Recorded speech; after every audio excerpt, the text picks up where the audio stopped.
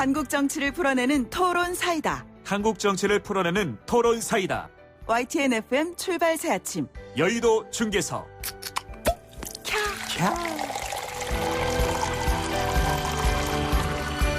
네, 4.15 총선까지 조금 멈추었던 우리 여의도 중계석 시간 다시 시작됐습니다. 한국 정치를 풀어낼 토론 사이다.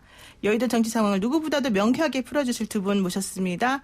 더불어민주당 서른 최고위원 나오셨고요. 안녕하세요. 네, 민주당의 서른입니다. 네, 미래통합당의 정병국 의원 함께합니다. 안녕하세요. 예, 안녕하세요. 정병국입니다. 네, 정 의원님, 저희 출발 새 아침 가족한테 인사 한번 해주시죠. 서른 최고위원님이야.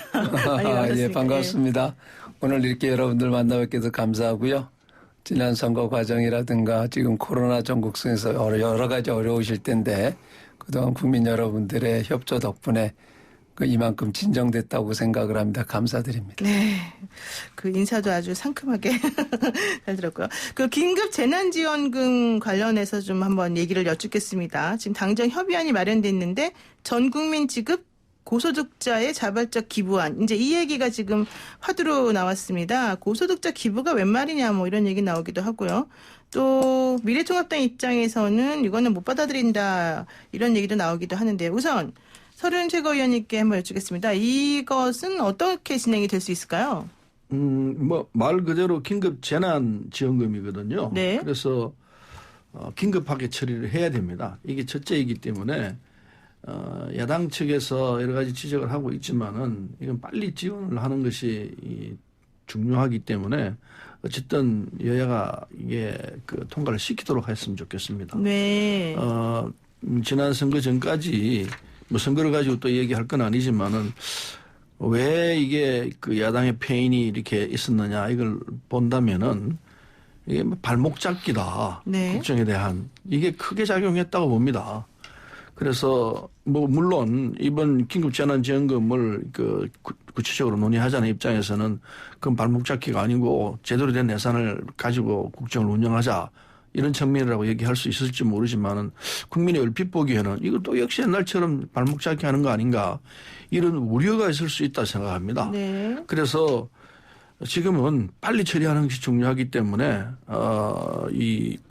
국회를 빨리 열어서 4월 말까지는 정리를 하고 적어도 5월부터는 국민들이 지급받을 수 있도록 이렇게 하는 것이 무엇보다 중요하다 생각합니다. 근데 야당 입장에서는 이제 재정 건전성 문제도 얘기를 하고 있고 자발적 기부라는 게 사실 가능하겠느냐 이런 비난의 소식도 좀 나오는 것 같긴 한데요. 정 의원님 어떻게 보십니까?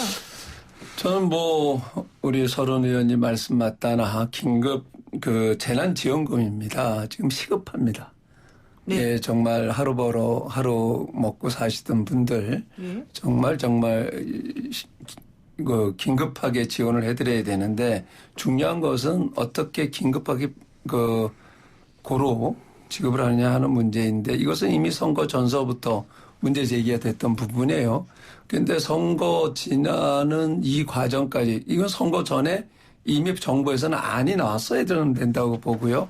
저희 당에서도 이 부분에 대해서 지금 발목 잡기다라고 말씀을 하시는데 발목 잡아서도 안 되고 발목 잡을 의도도 없어요. 네. 이제 저희들 선거 중에서도 이것을 절차를 밟아서 기존의 정상적인 절차를 밟아서 지급하게 되면 저희들이 계산을 해보니 그 당시에 이제 민주당의 안이 70%까지였었거든요. 네. 근데 70%를 이게 분리를 하는 데만 한 달 보름이 걸린다고 하고 그 비용만 2천억이 들어간다고 그렇죠. 얘기를 해요. 그런 차원에서 늦게나마 이제 100% 하겠다. 여러 가지 고민을 했다는 흔적은 있습니다. 그런데 이제 저희들이 이러한 부분들을 두 가지를 제안을 했어요. 첫 번째는 이 절차를 밟기에는 이 2달이 걸릴지 3달이 걸릴지 모른다. 그렇기 때문에 즉각적으로 할 수 있는 헌법상의 규정이 되어 있는 긴급재정명령권을 대통령에서 발동을 하자. 저희들이 이미 선거 전서부터 네. 주장을 했고요. 그렇게 됐으면 적극 협조하겠다는 말씀도 드렸고요. 그 다음에 이것을 분리하고 그런데 어렵다라고 하면 재정의 어떤 범위 내에서 지급하자. 네. 전체로 다 지급하자는 입장도 저희들이 냈었던 거거든요.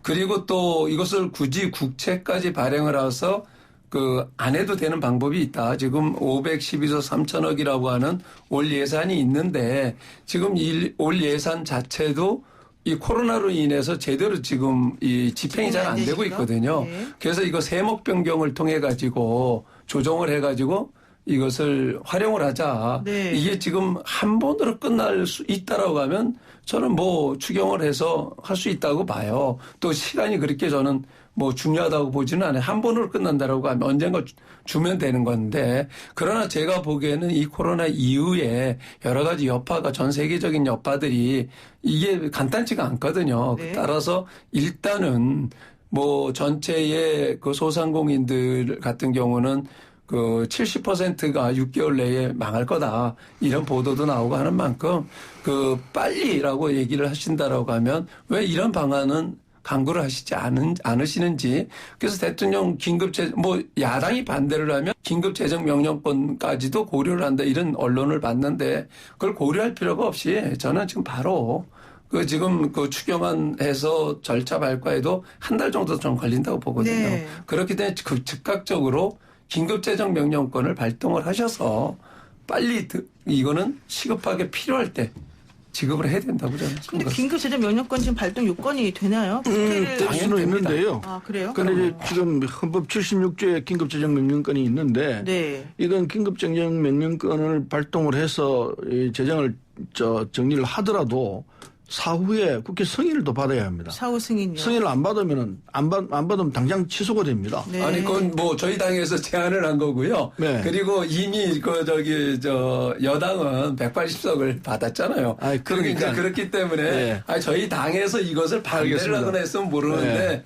저희가 이미 제안을 했고 그럼 사후 그 승인을 당연히 한다는 전제. 긴급 재정 명령을 하기 전에 네. 지금 당정이 예산 합의를 했고, 그래서 저는 다 주기로 한 마당이기 때문에 이걸 합의를 하면 되는 거죠. 여당이. 근데 야당이 네. 합의하고 실질적으로 지금 네.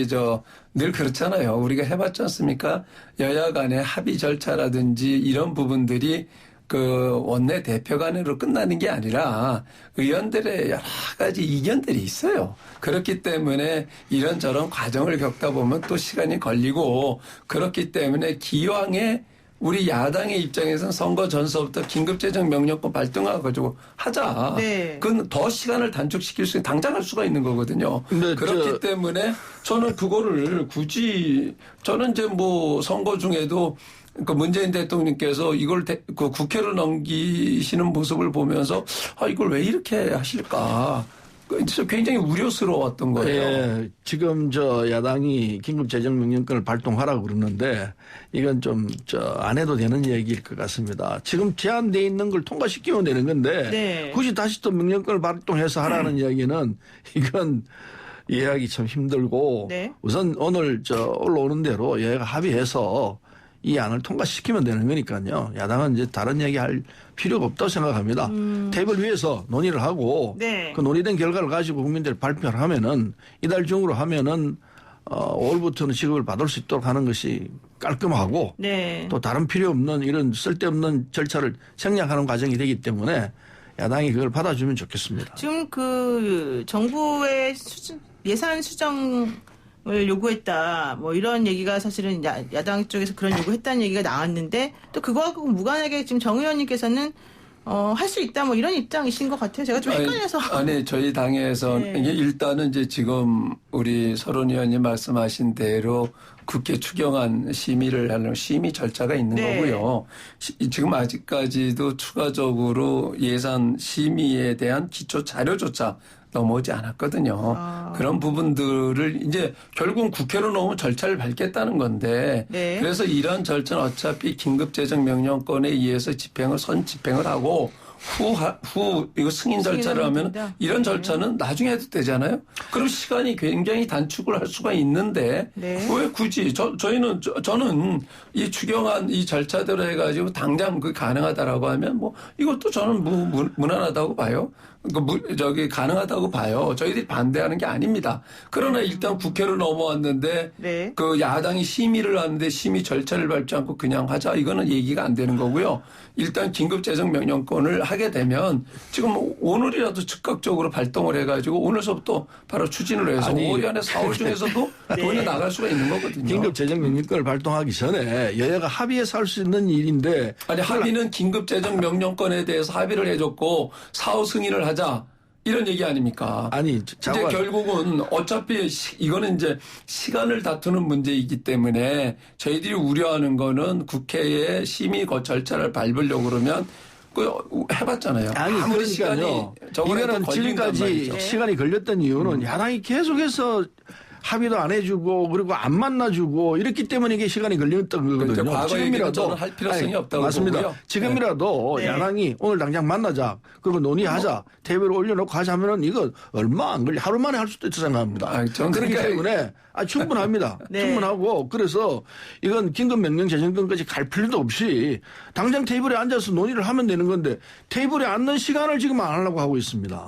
그게 문제예요. 야당의 사정도 있겠지만은 네. 지금 이 상황에서는 이 원내대표가 있는 상황이기 때문에 원내대표끼리 만나서 정리를 하고 오늘에도 당장 하면 돼요. 그걸 네. 자꾸 다른 얘기를 건드리시면은 시간 끌기로밖에 안 보이는 그러니까 이제 거죠. 그거는 그렇게 보실 수가 없는 게요. 저희 당에서는 선거 전서부터 계속 이 주장을 했어요. 이 정부가 정말 이 국민들이 어려운 상황을 직시하시고 정말 긴급 이 재정 지원이 필요하다라고 하는 네. 게 의지가 확실하다라고 하면 벌써 이건 집행이 됐어야 되는 문제라고 저는 봅니다. 네, 일단 거기까지 네. 긴급재정 재난지원금 문제 거기까지 얘기하기로 하고요.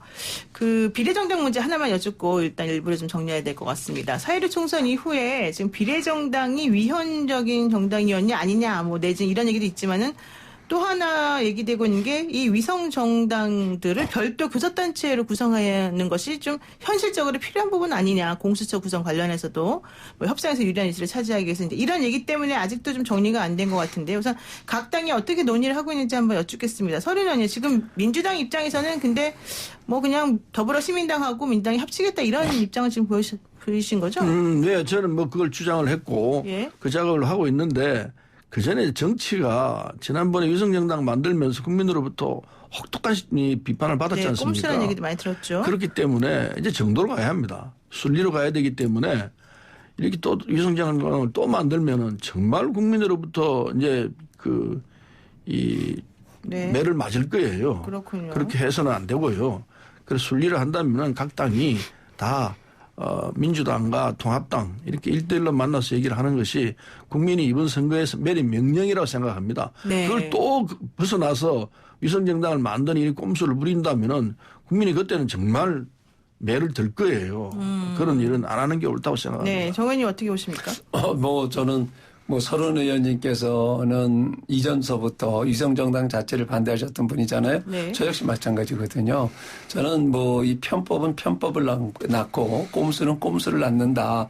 그래가지고 정말 이 말도 안 되는 선거법을 만들어서 이번 선거를 치르게 됐고 또 그 선거 결과에 대해서 이걸 합치느니 안 합치느니 이런 얘기를 하고 위성정당을 그대로 위성정당이라고 하는 얘기 자체가 저는 부끄러운 일이잖아요. 네. 이런 상황을 만들어 놓은 우리 정치권은 정말 반성해야 된다고 생각을 하고요. 이번에 이제 민주당이 절대 다수의 의석수를 확보를 하신 만큼 그 잘못된 거, 꼼수로 만들어 놓은 거 전부 다 정상화시키는 그 과정도 필요하다. 저는 반대입니다. 네, 민주당이 꼼수로 만들어 놓은 걸 정상화시켜야 된다. 이런 얘기를 하셨는데 사실 선거법이 무슨 죄입니까? 선거법 운영을 좀 잘못하신 양당. 그러니까 이제 선거법 그냥 만든 의도가 네. 꼼수였던 거죠. 네, 정병국 의원이 아주 시원시원하게 얘기해 주시는 게 좋네요. 저렇게 가면은 국민들이 야당에게 박수 칠 겁니다. 네, 그러면은 일단 야당은 미래통합당은 미래한국당과 합당하는 걸 전제로 지금 말씀하신 걸로 알아들어도 될까요? 아니면 미래한국당이 국민의당이나 이런 당하고 별도 교섭단체 구성 안 합니까? 안 하는 쪽이 다수고요. 일부 그런 의견을 내는 사람들이 있는데 다수가 저는 원칙대로 가야 된다고 보고요. 잘못된 거 정상화 시켜야죠. 그렇군요. 네, 잠시 광고 듣고 오겠습니다.